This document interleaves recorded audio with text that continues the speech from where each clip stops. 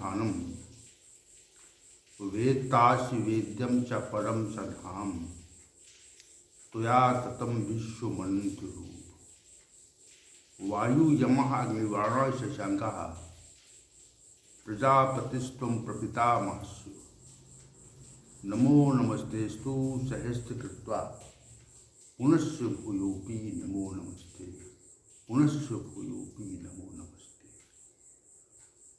वसुदेव सुतं देवं कंस चाणूरमर्दनम देवकी परमानंदम कृष्णं वंदे जगद्गुरुं कृष्णं वंदे जगद्गुरुं। कृष्णाय वासुदेवाय हरे परमात्मने प्रणतक्लेशनाशाय गोविंदाय नमो नमः गोविंदाय नमो नमः। हम सब आज पुनः भगवत गीता के श्रीमद् भागवत के ज्ञान सत्र में उपस्थित हैं। भगवत गीता का नाम बार बार आ जाता है क्योंकि विशेष जो प्रवचन हुआ वो भगवत गीता ही पर हुआ। श्रीमद् भागवत के स्कंद 2 अध्याय 9 श्लोक संख्या 25 पर चर्चा हो रही है। भगवान ब्रह्मा ने कहा तथापि नाथ मानस्य नाथ नाथाय नाथितम परावरे यथा रूपे जनीयाम ते त्वरूपिणः। हे नाथ, आप दया करके मुझ याचक की याचना पूरी कीजिए कि मैं रूप रहित आपके सगुण और निर्गुण दोनों ही रूपों का बोध कर सकूं। तो इस संबंध में इस श्लोक में 2 सत्र व्यतीत हो चुके हैं और उन सत्रों में हम सभी ने परमात्मा है या परमात्मा का अस्तित्व है इस बारे में चर्चा की थी कि परमात्मा का अस्तित्व है। उसमें 2 बातें थी। एक तो तार्किक बात रखी गई थी कि तर्क के विषय से, तर्क की मान्यता से परमात्मा के अस्तित्व का हमारी समझ में आता है और दूसरे शास्त्रों के माध्यम से शास्त्रों ने जो कुछ कहा उस आधार पर परमात्मा के अस्तित्व की पुष्टि होती है। अब तीसरा जो प्रयोगात्मक बात है वो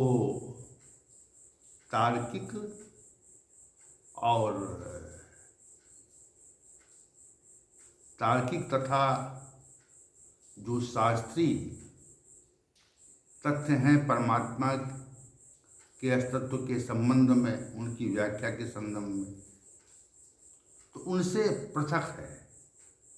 अनुभव का जो पक्ष है कि परमात्मा का साक्षात्कार करके हम परमात्मा को जाने, जैसे किसी वस्तु को हम देख कर उसको जाने। जैसे किसी दूर देश में कोई मंदिर है और उस मंदिर को हमने देखा नहीं है और लोग बताते हैं कि वो ऐसा है, इतना भव्य है, उसमें इतना बड़ा परिमाप है, इतनी ऊंचाई है, तो मन उस मंदिर के संबंध में कल्पना कर लेता है। उसका एक जो फोटोग्राफ है वो बना लेगा। मन में विशेष प्रकार की क्षमता होती है कि वह कोई व्यक्ति कोई तथ्य बता रहा है तो उसकी आकृति को मन अपने आप कल्पना करके उसे बना लेता है। ये काल्पनिक बात है, वैसा है नहीं, देखा नहीं, केवल सुन करके ही मन उस विषय में कल्पना कर लेता है। दूसरी बात यह है कि हम किसी पुस्तक में उस मंदिर के संबंध में कुछ पढ़ें तो उस मंदिर का जो स्वरूप है वह हमारी कल्पना में बैठ जाता है। तो मंदिर का स्वरूप जो बैठ जाता है हमारी कल्पना में, तो वो शास्त्र वाली बात है।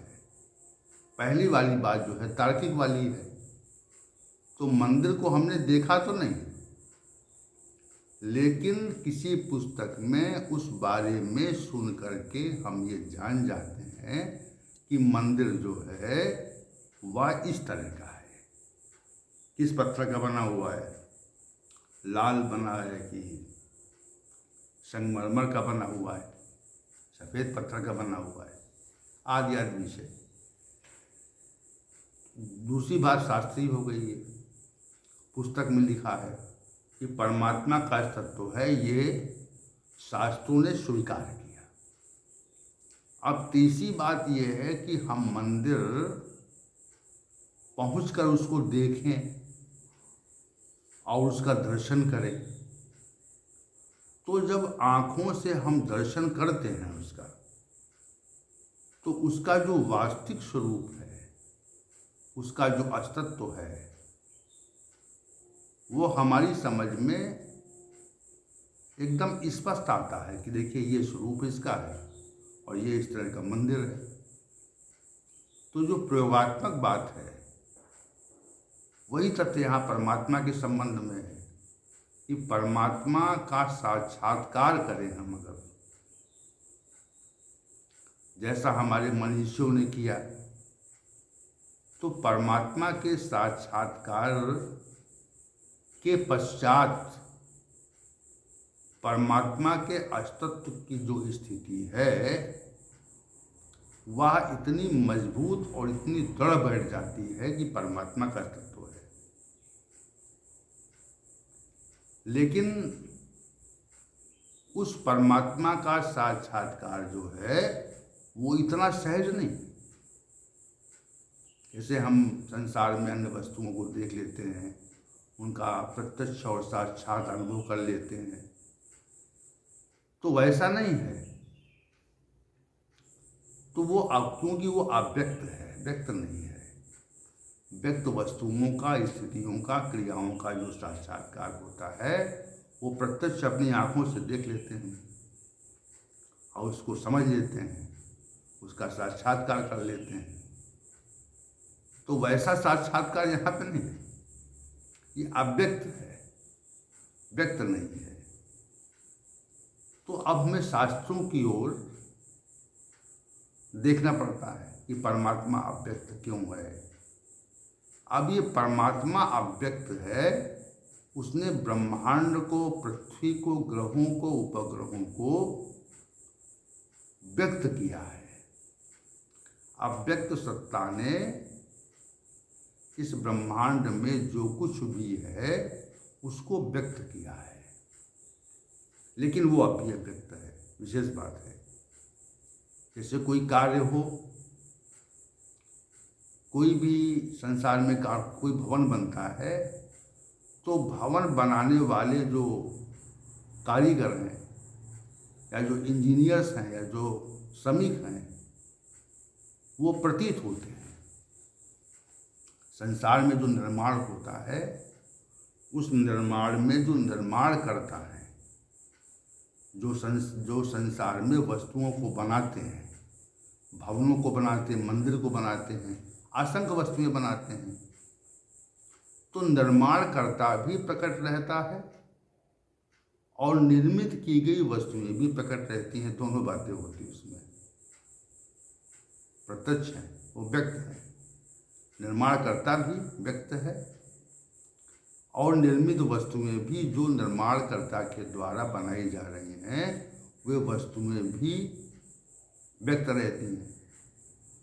और उन वस्तुओं के निर्माण में जो क्रिया होती है, जो कर्म होता है, वो भी व्यक्त रहता है। तो सब व्यक्त है, संसार में सब व्यक्त है। लेकिन परमात्मा के संबंध में ऐसा नहीं है। परमात्मा अव्यक्त है, वो हमको प्रतीत नहीं होता, और प्रतीत न हो करके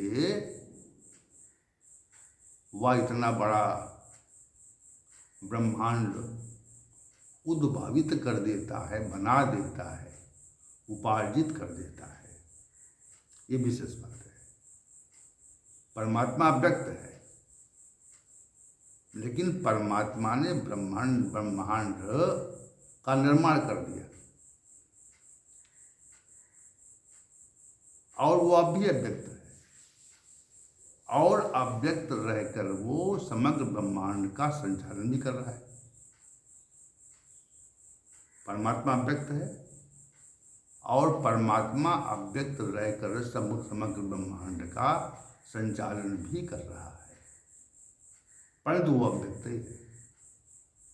तो ये विशेष बात हुई। तो अव्यक्त रहकर परमात्मा के द्वारा जो ब्रह्मांड का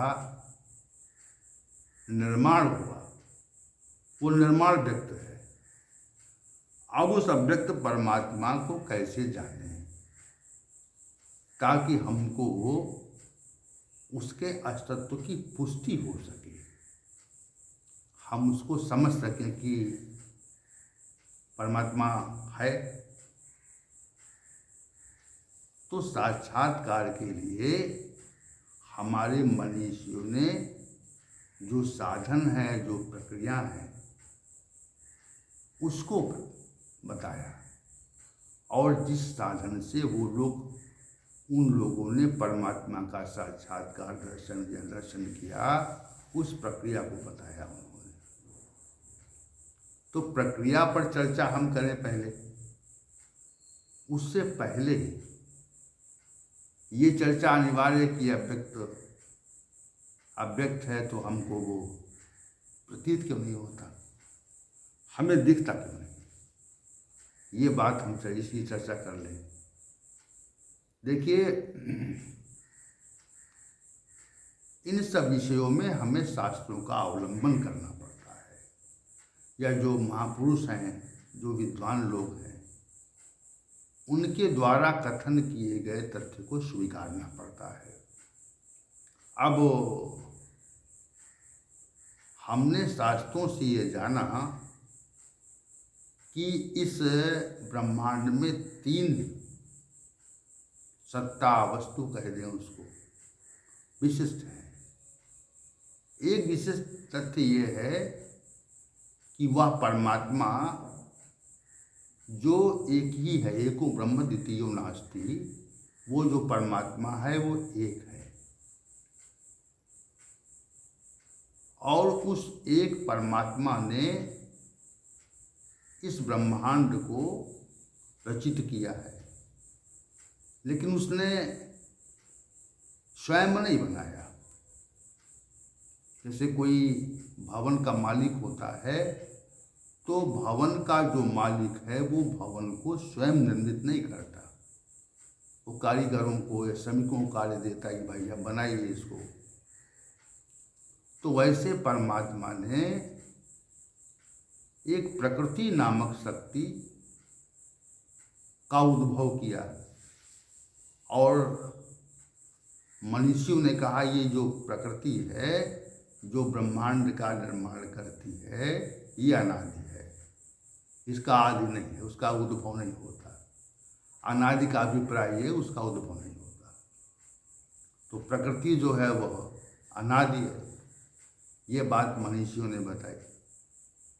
तो परमात्मा ने ब्रह्मांड की रचना का जो दायित्व है वह प्रकृति को सौंपा। ये बात हमें कैसे मालूम होती है? तो ये बात शास्त्रों से मालूम होती है। मया दक्षिण प्रकृति सूयते सचराचरम। परमात्मा की अध्यक्षता में प्रकृति समग्र चर और अचर जगत को रचती है, बनाती है। शास्त्र का वचन, भगवत गीता का वचन। तो प्रकृति नामक जो सत्ता है जिसने ये समग्र ब्रह्मांड को बनाया है, रचना की है, उसने परमात्मा के आदेश को स्वीकार किया और स्वीकार करके इस समग्र ब्रह्मांड को बनाया। अब आप अनुमान ये लगाएं कि प्रकृति कितनी विलक्षण सत्ता है, प्रकृति कितनी विशिष्ट शक्ति वाली सत्ता है कि वह इतने बड़े ब्रह्मांड को बना देती है, पृथ्वी को बना देती है, पृथ्वी पर जल पैदा कर देती है, पृथ्वी पर अग्नि वायु आकाश पैदा कर देती है, उत्पन्न कर देती है, और हमारे शरीरों को भी प्रकृति निर्मित करती है। प्रकृति क्या करती है? हमारे शरीरों को बना देती है। नाना प्रकार के जो शरीर हैं, नाना प्रकार के जो आप विलक्षण विलक्षण जीव जंतु देखते हैं, मनुष्य देखते हैं, और नाना प्रकार के जो वनस्पतियाँ देखते हैं, फूल फल देखते हैं, जल का भंडार देखते हैं, पहाड़ देखते हैं, और असंख्य प्रकार के वन देखते हैं, असंख्य प्रकार की वनस्पतियाँ देखते हैं। तो ये सारा का सारा जो निर्माण है वो प्रकृति नामक सत्ता ने किया है। ये बात हमको शास्त्रों से ज्ञात होती है, हमारा अपना कोई ज्ञान नहीं है, हम नहीं जानते कि किसने बनाया, लेकिन शास्त्रों ने बताया, मनीषियों ने बताया, और जो सर्वशास्त्रमयी गीता है उसने ये बात कही कि मया दक्षिण प्रकृति श्रूयते सचराचरम्। इस संसार को, इस जगत को प्रकृति ने बनाया। परमात्मा के अध्यक्षता में प्रकृति ही समग्र विश्व को, ब्रह्मांड को रचती है। ये बात ज्ञात हुई। और ये बताया कि प्रकृति के बारे में ये कहा, स्वरूप के बारे में, कि प्रकृतिम पुरुषम च अनाविद्य अनादि। प्रकृति और पुरुष को अनादि समझो। तो प्रकृति की बात हो रही, पुरुष की बात अभी नहीं हो रही। तो वो अनादि है, उसका आदि नहीं होता, वो सदैव रहती है।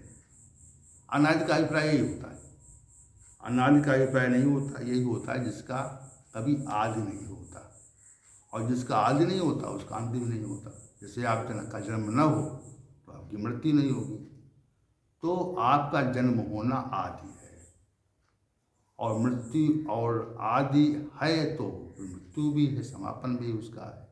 और जिसका जो अनादि है, ना तो उसका जन्म होता है, ना उसकी मृत्यु होती है।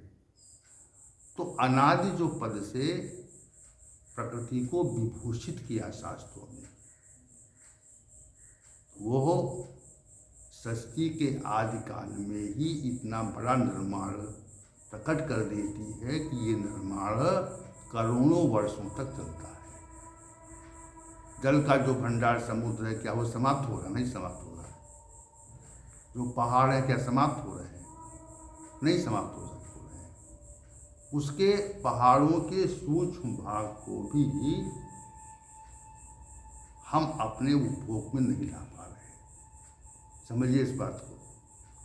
पहाड़ों के रंच मात्र भाग को भी करोड़ों वर्षों व्यतीत हो जाने पर हम अपने उपयोग में नहीं ला पाए। छोटा सा भाग उपयोग में ला पाए, सूक्ष्म भाग। तो प्रकृति का जो ये ब्रह्मांड का निर्माण है, यह विचार करने पर बहुत ही विशेष प्रतीत होता है। लगता है किसी ने, जिसने बनाया हो, अब इसको नहीं मालूम है कि प्रकृति ने बनाया, तो वो कहेगा ये जो निर्माण है, ये जो ब्रह्मांड रूपी मंदिर बनाया गया है, ये बहुत विलक्षण है। इसकी विलक्षणता का आभास कैसे करें हम? तो दूसरी बात क्या मालूम हुई कि प्रकृति ने समग्र जगत को बनाया और हमारे शरीर को भी बनाया है। तीसरी बात यह है कि प्रकृति ने हमारे शरीर को बना तो दिया, वो शरीर जड़ था और जड़ शरीर को चेतन करने के लिए, क्रियाशील करने के लिए, चेष्टा युक्त करने के लिए एक पुरुष जिसे जीव कहा गया, वो जो परमात्मा का अंश है, वो इस शरीर में डाला गया, तब वो शरीर चेतन हुआ। तो अब तीन बातें निकल के आई। एक बात ये निकल के आई कि परमात्मा व्यक्त है, और दूसरी बात प्रकृति भी अव्यक्त है, निर्माण करता नहीं दिख रहा, निर्माण करता नहीं दिख रहा, उसका निर्माण दिख रहा है। तो प्रकृति भी अव्यक्त है, और प्रकृति जो अव्यक्त है और वो व्यक्त रहकर कार्य करती है, ये निर्मित तो कर देती है लेकिन फिर भी अव्यक्त रहती है। और तीसरी बात ये निकल के आई कि जो जीव है, जिसको शास्त्रों ने परमात्मा का अंश माना, कुछ लोगों ने कहा कि परमात्मा का अंश नहीं है जीव, कुछ, लेकिन हमारे वैदिक सनातन धर्म में उस जीव को परमात्मा का अंश माना गया। भगवत गीता भी अपना विचार देती है, मम वंशो जीवलोके जीवभूता सनातनः। तो तीसरी बात निकल के आई कि जीव भी है। तो परमात्मा, प्रकृति और जीव, तो जो प्रकृति है वह हमारा कारण है, कारण तत्व है, हम उसका कार्य हैं। और चैतन्यता के आधार पर जो जीव है वो हमारा कारण है, निर्माण के आधार पर प्रकृति हमारा कार्य है, और चैतन्यता के आधार पर जीव हमारा कारण है। और दोनों जो हैं वो परमात्मा के अधीन है, दोनों अधीन है। प्रकृति पुरुषम च विद्य अनादि उभावपि, दोनों अनादि हैं, जीव भी अनादि है और प्रकृति भी अनादि है और परमात्मा भी अनादि है। लेकिन अनादि होते हुए भी वह परमात्मा धीन है, परमात्मा के अधीन है। ये बात शास्त्रों ने बताई हमको। तो हम जो कार्य हैं वो प्रकृति और जीव का कार्य है, प्रकृति और जीव का कार्य है। प्रकृति और जीव, प्रकृति हमारा कारण है और जीव भी हमारा कारण है। तो जो कार्य है वो अपने कारण तत्व को नहीं जान सकता। ये सिद्धांत स्थापित किया शास्त्रों ने, कहा कि जो कार्य है वो अपने कारण तत्व को जानता नहीं है, कारण तत्व में ही कार्य विलीन हो जाता है, ये बताया है। तो हम जो मनुष्य वर्ग है, मनुष्य जाति है या समग्र प्राणी जाति है, इसमें चूंकि विवेक शक्ति सर्वाधिक है इसलिए हम मनुष्य की बात कर रहे हैं। तो जो प्रकृति है, जो जीव है, जो हमारा कारण है, वो परमात्मा के अधीन है, अनादि होते हुए भी परमात्मा के अधीन है।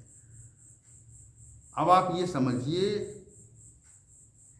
कि हम अपने जो हमारा कारण तत्व है उसको नहीं जान पा रहे,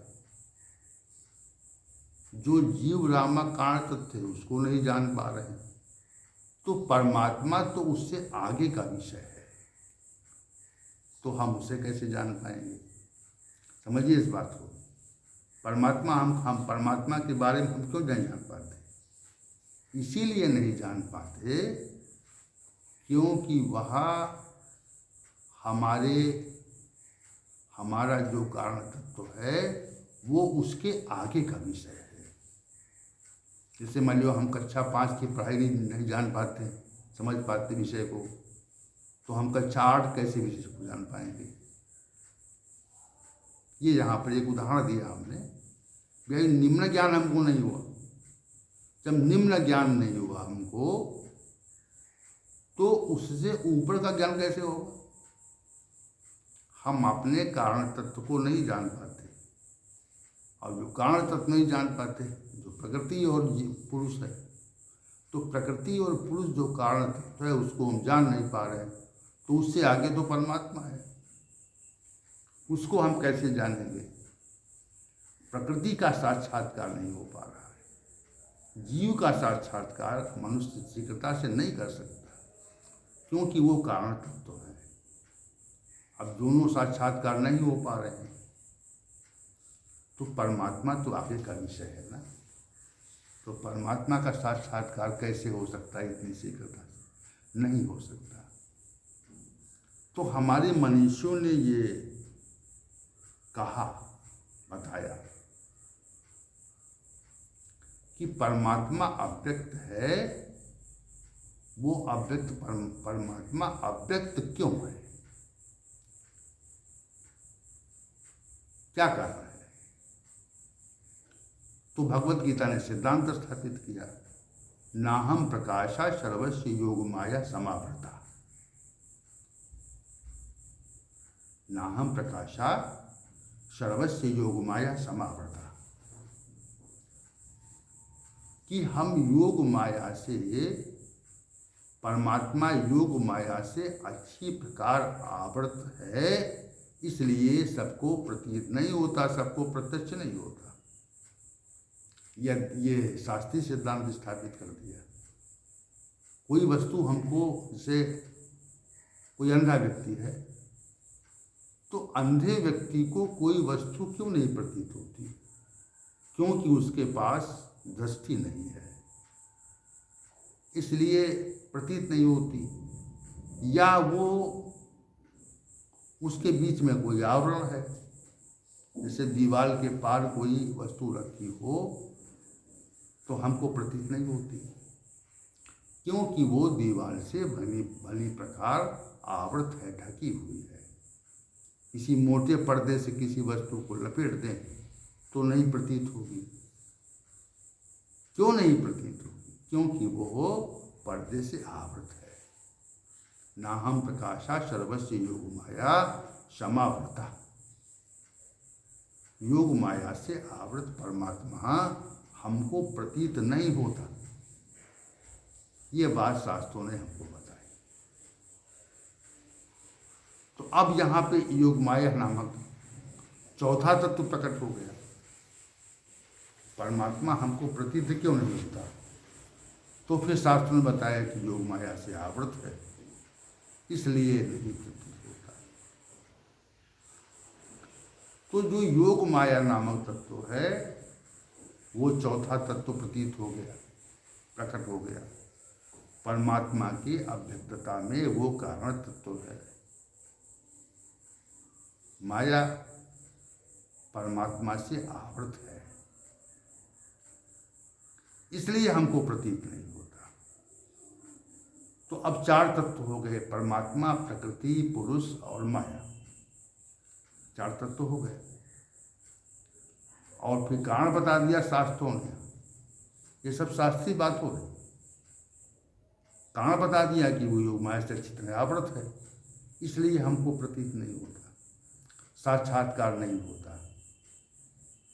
तो मनुष्यों ने बताया कि साक्षात्कार कैसे होगा, साक्षात्कार कैसे होगा।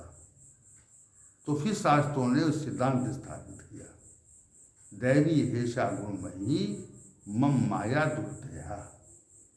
मामेव ये प्रपद्यन्ते माया मेताम तरन्ते। परमात्मा की जो माया है वो दैवी है, लौकिक नहीं है, अलौकिक है, गुणमयी है, त्रिगुणीमयी है। दैवी ऐसा गुणमयी मम माया, परमात्मा की जो माया है वो दुष्कर है। जो परमात्मा मामेव ये प्रपद्यन्ते, जो परमात्मा का ही स्मरण नाम जब संकीर्तन शरणागति कर लेते हैं वो परमात्मा का साक्षात्कार कर लेते हैं। ये सिद्धांत स्थापित किया। तो आज के प्रकरण में हमने 4 तत्वों को निकाल के बाहर किया, परमात्मा के विषय को और प्रकृति के और जीव के और माया के। अब ये कल का सत्र भी इसी में जाएगा क्योंकि आज के सत्र का समय समाप्त हो गया है। तो परमात्मा के अस्तित्व के बोध के लिए हम जो तीसरा तथ्य है अनुभव का प्रकट कर रहे हैं उस संबंध में कल भी चर्चा होगी। ओम सहनावतु सहनौ भुनक्तु सह वीर्यं करवावहै तेजस्विनावधीतमस्तु मा विद्विषावहै। ओम शांति शांति शांति।